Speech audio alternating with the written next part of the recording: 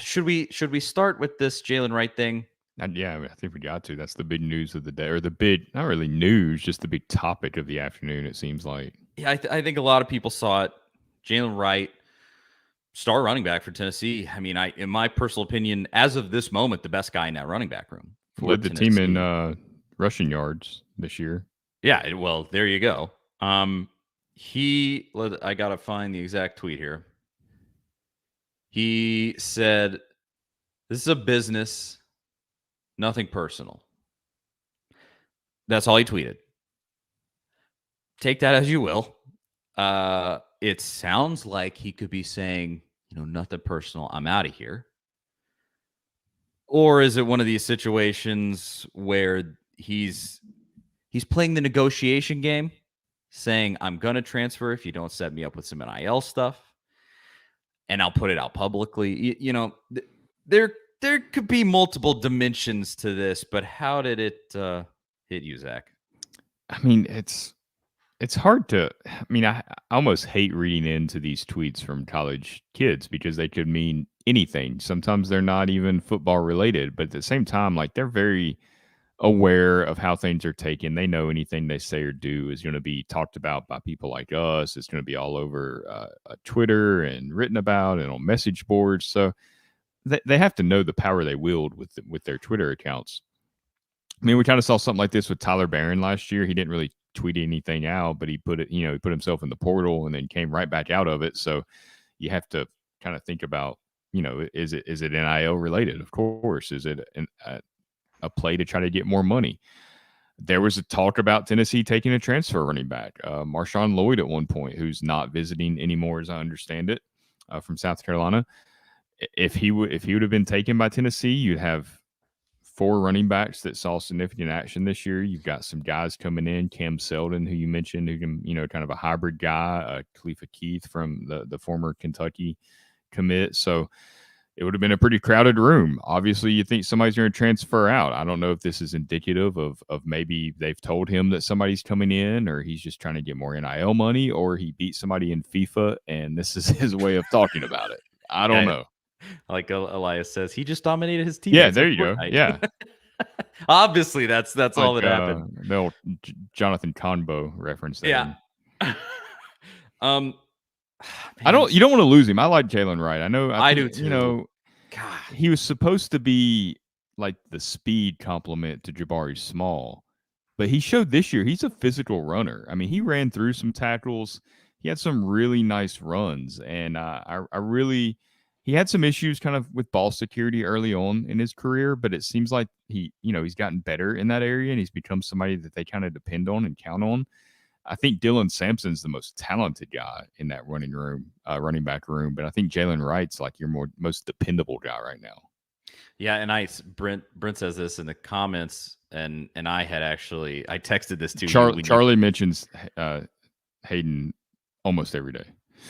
Look, I love Aaron Hayden, and I want his son to play football at the University of Tennessee. I will not hide my bias. And Brent says, only chance the RB Hayden from Ohio State enters the portal. His dad is UT legacy. Yeah, I mean, his dad, Aaron, and Dallin, I mean, they obviously Ohio State lost. Dallin was the backup all season. He's a freshman. I mean, that's usually the time when you're a backup. But come on down. Come to Knoxville, please. Don't let us whiff on all of Aaron's kids, man. Please. Now, if that happened, I would completely understand a transfer. Honestly, if not multiple, if you had that. Kind of the same with Marshawn Lloyd. If they brought in Marshawn Lloyd, I would really expect it, frankly. Somebody to transfer out of that running back room because it's just somebody's getting pushed out. Somebody's not going to play. I wouldn't expect it to be Jalen Wright, but it is what it is at a certain point. Yeah, I mean, if Hayden comes, I think that's one thing. But outside of him, like even with Lloyd, I'm comfortable with the guys they have in that running back room, especially with the guys that they've signed. I don't think it's an area where they need to be focusing. I get that you're always trying to upgrade the roster, but we've heard coaches talk about this a lot. The portal can be a double-edged sword because you're bringing in guys that aren't familiar with your culture, they're not as moldable. You can't mold them as easy as an 18-year-old. You're bringing in maybe a 20, 21-year-old that's been in another program for a couple of years. And, bad or good, it's just a different culture a lot of times. And if you bring that in, maybe it messes up the chemistry in the running back room. I'm not saying that is what will happen, but those are concerns that I think you have to think about. So I just think there's other areas that are much more important to address right now. And there's only so many guys that you can talk to and recruit and evaluate. I mean, this is a really busy month for them. It's a really hard thing to go through all this and find who you want and get to know them and fill them out and realize if they're a good fit or not. I'd spend more time focusing on defensive backs, defensive end. You kind of need another one of those, another tight end. If Jacob Warren doesn't come back, and he said today that he'll probably decide next week if he's going to come back or not next season. He's still thinking about the NFL. He's got 1 year of eligibility left. But yeah, I mean, I would probably pass on the running back unless it's Hayden, and I don't foresee that happening, much to Charlie's dismay. Sadly, I don't either. But somebody can dream. Yeah, we'll just have to see if anything actually comes of this. Hopefully, it is just a Tyler Barron-ish type situation at worst, where he is just kind of being like, hey, look, this room's getting crowded. I think I'm the best dude here. Like, I need a little recognition, something like that. And I know a lot of people gripe about that, and to some extent, rightfully so. But it's the way of the college football world now. You sort of have to re-recruit your players year in and year out, even when you just had an 11-2 season. And tampering's happening. Tampering is definitely happening. Jalen Wright's he's from Durham. Perhaps UNC or NC State, one of those schools, is going through some back channels trying to talk to him and maybe see if he wants to come back home. I mean, they're not reporting that that's what's happening, but those things do happen, and they happen. Tennessee's doing the same thing with kids too. So don't think that it's other teams' programs being malicious. It's all happening. Like Jalen said in that tweet, it's just business. Yeah. But as far as that situation goes, if he announces he's in the portal, we'll talk about it. If not, then it's a non-factor. Yeah. But beyond that, some visits to Tennessee from transfer players. You mentioned there, the word has sort of come out from the recruiting services that Marshawn Lloyd probably isn't visiting Tennessee. I heard, is it USC is the favorite there?